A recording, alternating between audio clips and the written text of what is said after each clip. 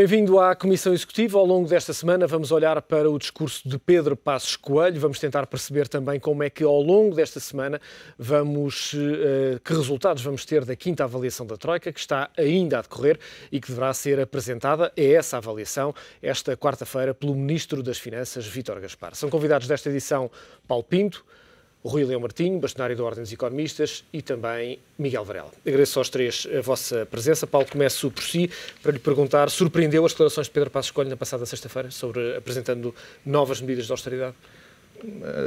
As novas medidas de austeridade não me surpreenderam. O tipo de medidas surpreendeu-me, porque incidiam essencialmente sobre os rendimentos do trabalho, têm a ver exclusivamente com a TSU, e surpreendeu-me o facto de ser dado de forma totalmente avulsa, com continuidade esta semana, eventualmente para a próxima semana, e preocupou-me porque, sobretudo, não vejo da parte dos políticos um discurso coerente e honesto sobre aquilo que nos espera no futuro. Estamos cansados aqui de dizer que a situação é grave. Ela é grave porque é a conclusão de 30 anos de excessos e que não podem ser corrigidos em 30 dias, nem em 30 meses, e eventualmente nem em 30 anos.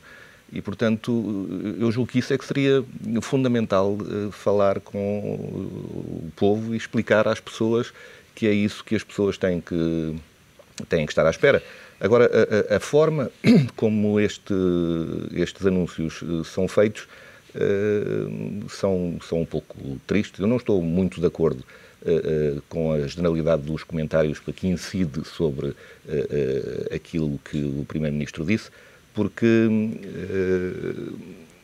não tem outra solução. Portugal não tem outra alternativa que não seja maior austeridade.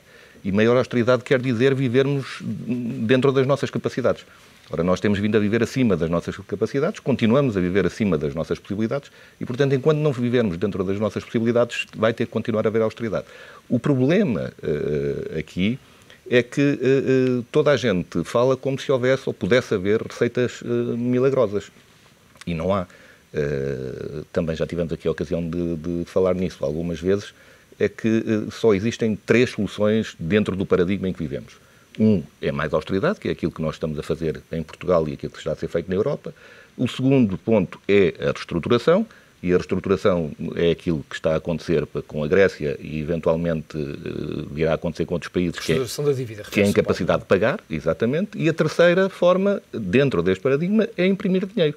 E, portanto, desvalorizar a dívida existente, criando inflação suficiente para que a gente possa pagar, basicamente, com moeda de chimpanzés ou de monopólio, que não serve para nada. Essas são as 3 soluções dentro deste paradigma. Agora, o que eu creio é que seria bom que o mundo todo estivesse a pensar num outro paradigma. Eu julgo que é importante a gente estar a falar de Portugal, como seria importante estarmos a falar daquilo que aconteceu no BCE na semana passada, daquilo que está a acontecer em Espanha aqui ao lado, que depois das afirmações do BCE o Primeiro-Ministro já tem dúvidas se deve ou se não deve pedir um resgate, e na realidade aquilo que devíamos estar aqui a discutir é se as pessoas que decidem continuam convencidos que isto é um problema de liquidez, quando na realidade o que nós temos todos é um problema de solvência.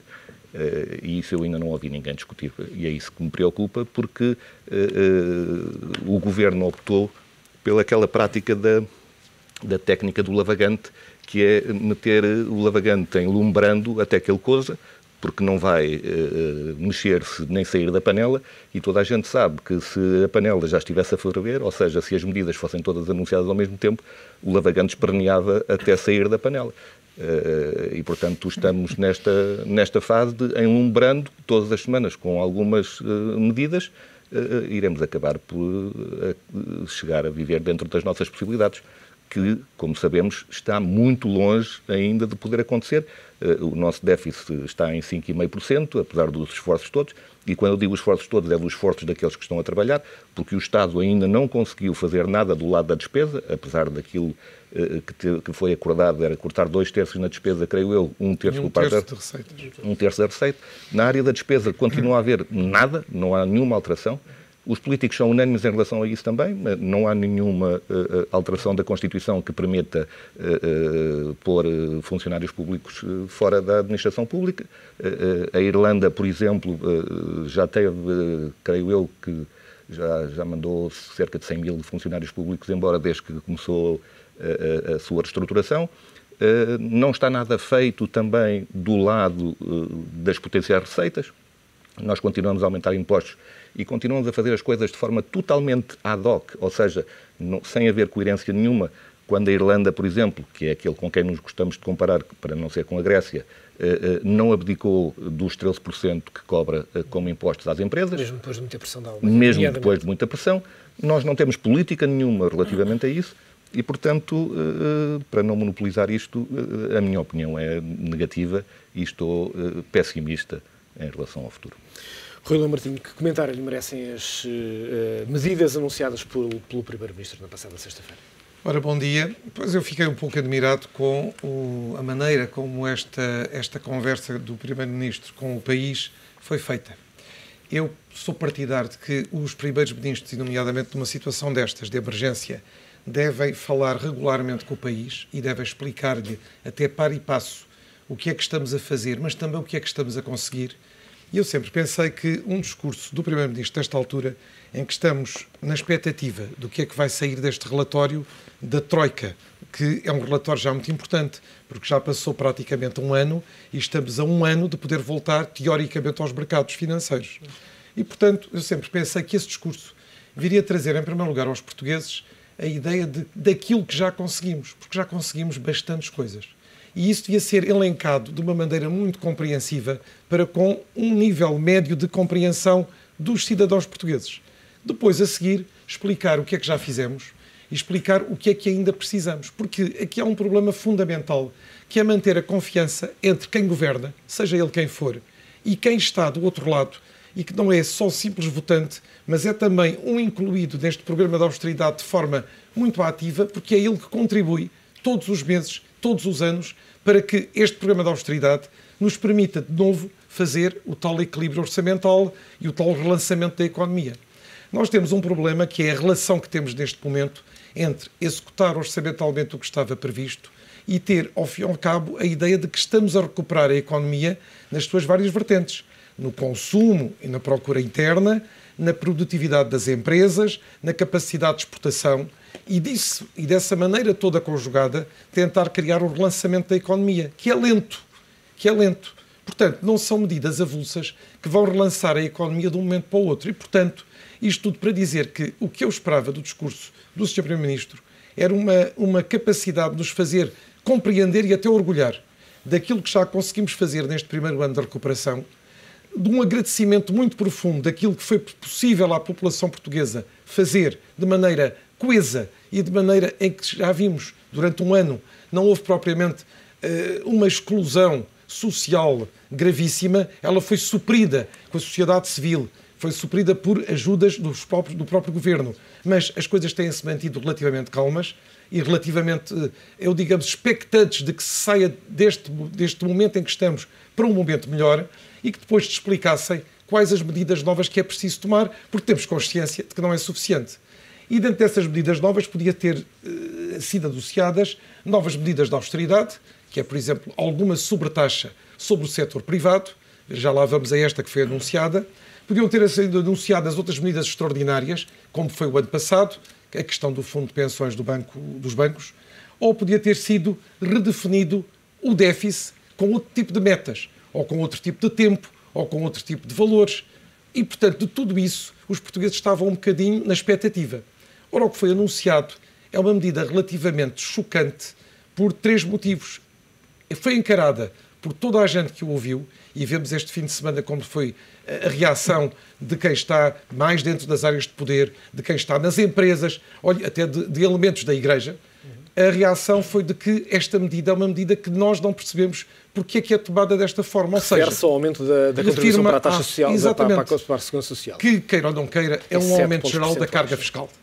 Falamos de contribuições, falamos de taxas, falamos de fisco ou de parafisco. É uma medida fiscal. Na verdade, é o dobro daquilo que o contribuinte Estamos no topo paga da Europa em termos do que os trabalhadores, por conta de outrem, pagam para o seu Estado, para a sua previdência, e estamos com menos previdência.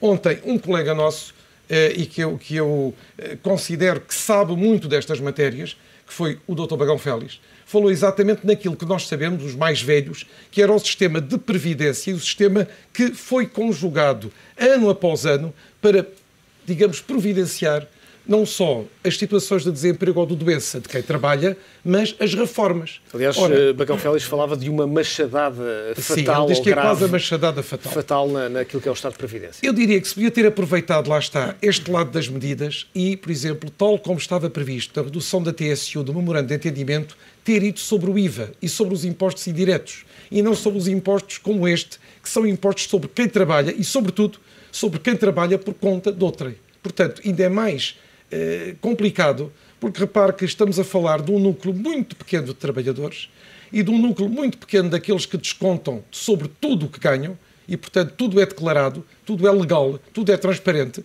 e as pessoas vão reduzir o quê?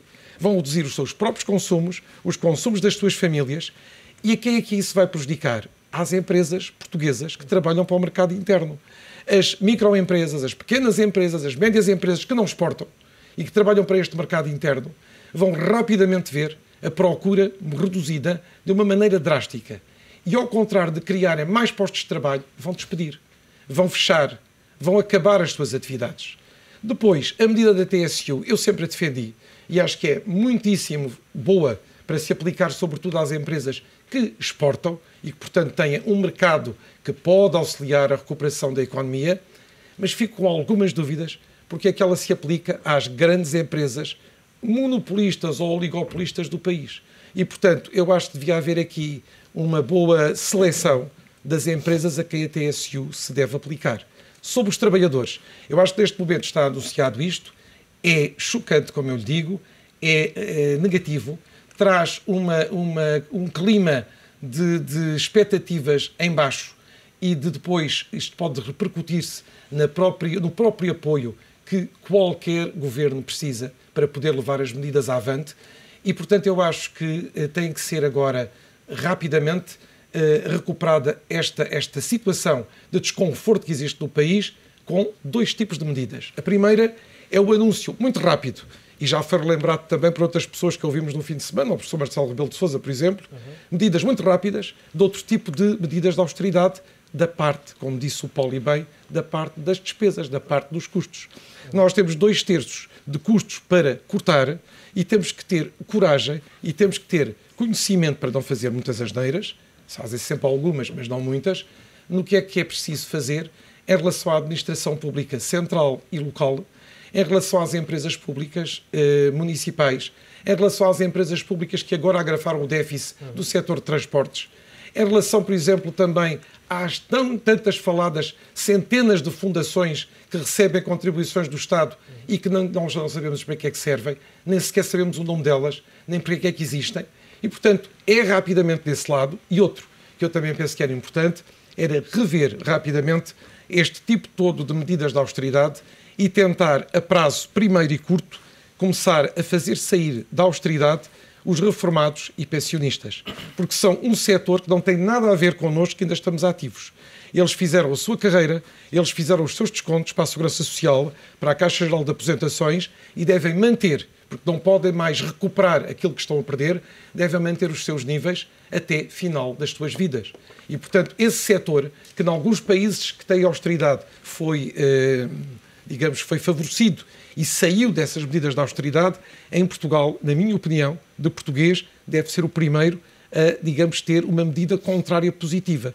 E eu achava que estas medidas de austeridade, que vão ter que ser anunciadas, deviam ser exatamente balanceadas com alguma coisa positiva, para além dos dados. E dentro dessas medidas positivas, podia ser o começar a aliviar esta austeridade nestes pensionistas e reformados. Por outro lado, e só para terminar, eu diria que Em relação à questão da contribuição da Segurança Social, eu penso que também não devíamos, e o Governo não deveria fazê-lo, e assumir isto já por definido eternamente. Isto devia ser definido um horizonte no qual, exatamente, os trabalhadores estão chamados a pagar mais os tais 7%, mas que depois devíamos ter a perspectiva de poder de novo voltar a valores mais razoáveis.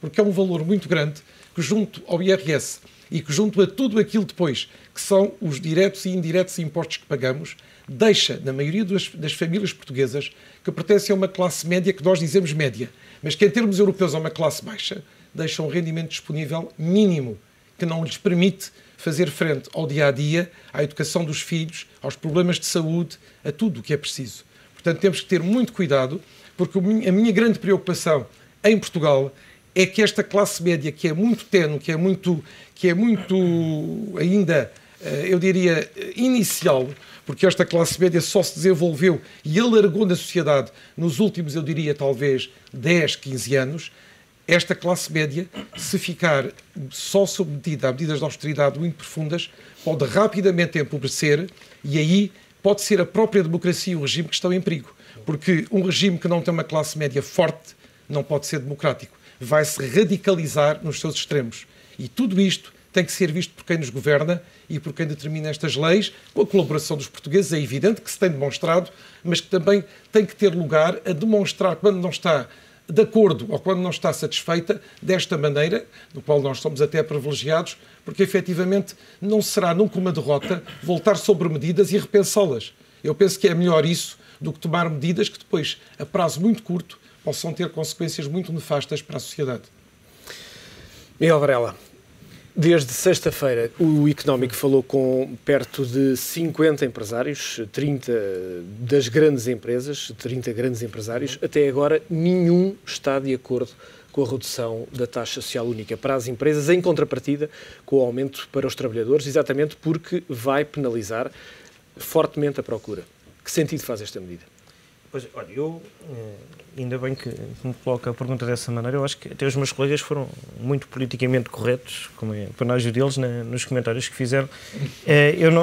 Eu, quando ouvi a comunicação do Primeiro-Ministro, fiquei perplexo, é a mesma palavra, porque não quis acreditar naquilo que estava a ouvir, porque, de facto, acho que são medidas, em primeiro lugar, pela oportunidade até da própria comunicação. Acho que o Governo já provou por diversas vezes que, em termos de estratégia de comunicação, é péssimo. Em termos de medidas, não é melhor do que isso. Portanto, também é péssimo pelos vistos.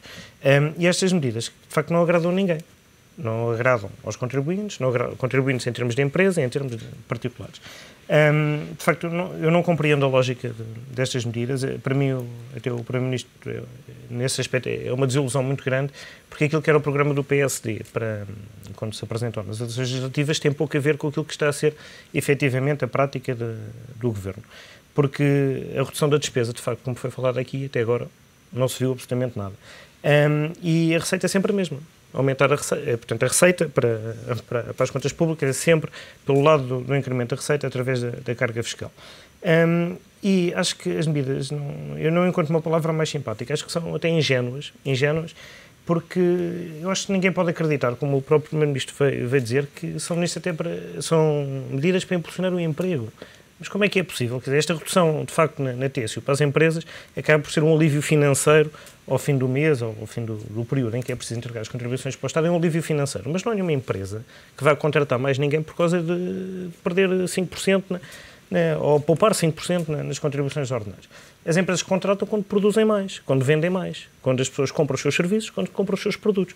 E o que isto vai provocar? Quer dizer, estamos a aniquilar, é uma medida que vai aniquilar a economia portuguesa, porque aquilo que vai acontecer é uma contração no consumo, uma contração no investimento, e muitas empresas podem até vir a fechar por causa disto. Não têm clientes, não têm procura.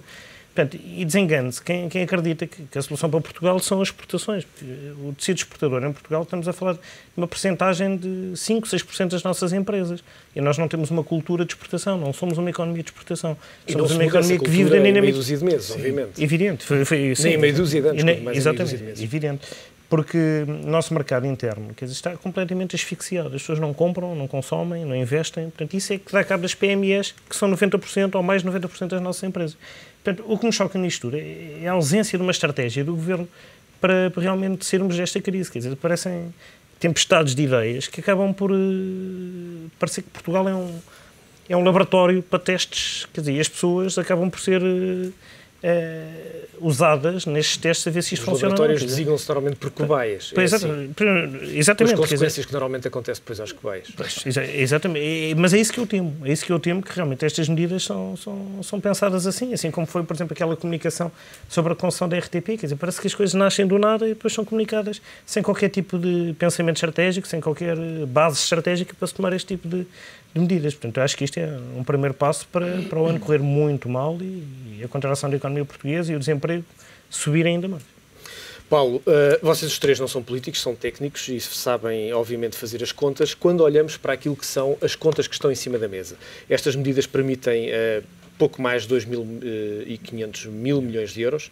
Não vai ser suficiente, obviamente, para cumprir aquilo que são os compromissos para este ano. Mas para o ano estamos a falar de um compromisso de 3%. Muito mais baixo do que o compromisso que está fixado para este ano. Estas medidas, numa palavra, não vão chegar. Não vão chegar.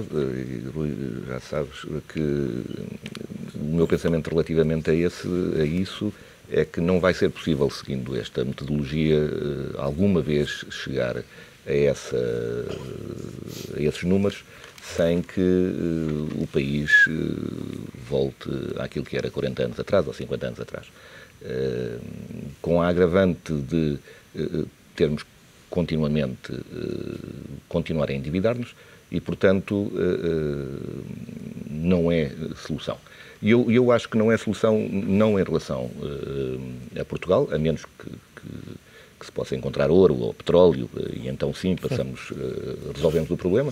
E Portugal tem na sua história momentos em que isto saiu a talude algumas vezes e, portanto, não podemos excluir que isso não volte a acontecer, mas conhecendo a realidade que temos hoje, não vai ser possível nós atingirmos os objetivos. Mas não é possível agora como não era possível há um ano, nem tão pouco há 2 anos. Portanto, a ilusão estava um pouco nisso. Eu acho, aliás, que é um pouco redutor pensar-se que outras pessoas, no lugar deste governo, fariam melhor. Eu gostaria até de recordar as afirmações do António José Seguro, que ficou todo contente quando o BCE anunciou aquelas medidas e preconizou até que eram as medidas que ele tinha designado como a sua própria cruzada, e certamente que António José Seguro ainda não percebeu que essas medidas que ele preconiza e aquelas que o BCE vai fazer, que é imprimir dinheiro, vai obrigar os países a assumir o mesmo tipo de constrangimentos que nós temos em Portugal. E, portanto, o que isso vai fazer é alargar este conflito social a outros países, a Espanha e a Itália, e, portanto, não vai resolver problema rigorosamente algum. A única coisa que os políticos terão que se convencer é que, efetivamente, nós só podemos gastar aquilo que, efetivamente, ganhamos. E essa é uma premissa que eu julgo que é impossível venha a acontecer em Portugal como em qualquer outro país. Veja-se o caso americano, que toda a gente gosta de discutir e agora está na baila, porque as eleições são agora em novembro. Há 4 anos atrás, o Presidente Obama prometia milhões de empregos. Este ano já é mais modesto e ele só quer que se arranje 1 milhão de novos empregos. 1 milhão de novos empregos. E 4 anos envolvidos com este ou com outro, estaremos a falar de algumas centenas de milhares de empregos. Porque essa é, inevitavelmente, a evolução do paradigma em que vivemos. Nós temos excesso de dívida. Esse excesso de dívida está a atingir um nível em que a utilidade marginal é negativa, ou seja, quanto mais dívida nós tivermos, menor é o output e não acrescenta rigorosamente nada. E esse valor negativo da utilidade marginal destes investimentos é o grande problema que nós vivemos neste momento. E para voltar àquilo que eu tinha dito há pouco, essa é indiscutivelmente a parte que mais me preocupa. Não são as medidas em si, porque as medidas nós vamos ter que as suportar, independentemente de ser este governo ou outro governo qualquer. o que me incomoda nestas medidas é que elas não vão servir rigorosamente para nada. Enfim, vão servir para nós podermos, eventualmente, atingirmos alguns objetivos, mas o importante seria que o paradigma económico mudasse, e esse eu não estou a ver para que alguém esteja na disposição de o fazer. Rui Martinho, partilha desta opinião que estas medidas também não vão ser suficientes? Pois, suficientes não são. Já há bocadinho, lembra-se que conversámos que outras são expectáveis agora, e sobretudo com a apresentação do orçamento para 2013. E daí até a minha admiração, porque é que foi feito este anúncio, digamos, antes de se conhecer duas coisas. O relatório que é feito sobre o desempenho português e que, pelos vistos, segunda-feira, oficialmente, será divulgado pela Troika, e qual é a proposta de orçamento que vai para o Parlamento. Porque estas medidas vão todas para o Orçamento de Estado de 2013. Porquê é que houve esta preocupação de anunciar esta, com o intuito de dizer que quem trabalha por conta de outrem vai pagar mais, quem nas empresas paga uma TSU de X vai pagar X menos N agora. E depois o resto, nada mais é dito. Fica-se um pouco na ideia de que é esta a única medida, não é de certo. E, portanto, outras medidas vão ser necessárias, como as extraordinárias, parece que estão afastadas, porque os nossos contrapartes não estarão disponíveis outra vez para fundos de pensões ou para outro tipo deste tipo de soluções. Vão ser outras sobretaxas, outras medidas de austeridade que vão aparecer. Mas a mais importante, volto a repetir, é esta, é que todo este processo do endividamento dos Estados é nos Estados que ele, evidentemente, está mais evidenciado. Porque o endividamento de famílias, o endividamento de empresas, esse está a ter o seu caminho. Repare, já tem famílias e indivíduos insolventes, já tem empresas falidas ao caminho disso, e tem as outras que vão sendo, portanto, as sobreviventes. E quando há dívidas, por exemplo, entre os cidadãos e os bancos, também se resolvem. Agora, o Estado é que precisa de resolver o seu lado. E o seu lado tem a ver com o corte, com a tal coragem, a tal capacidade e o tal conhecimento profundo onde cortar e o que cortar. Que serviços não são necessários, que pessoas estão a mais. Ou que não são absolutamente necessários por estes dias. Portanto, já definimos isto muitas vezes ao longo dos últimos quase 40 anos. Já houve estudos, como sabem, muitos governos, agora é implementar. Rapidamente. Como se costuma dizer quando se trabalha em consultoria, o diabo está na implementação. Exatamente, mas para isso é que também existem aí consultores que vão acompanhando as companhias para depois implementar.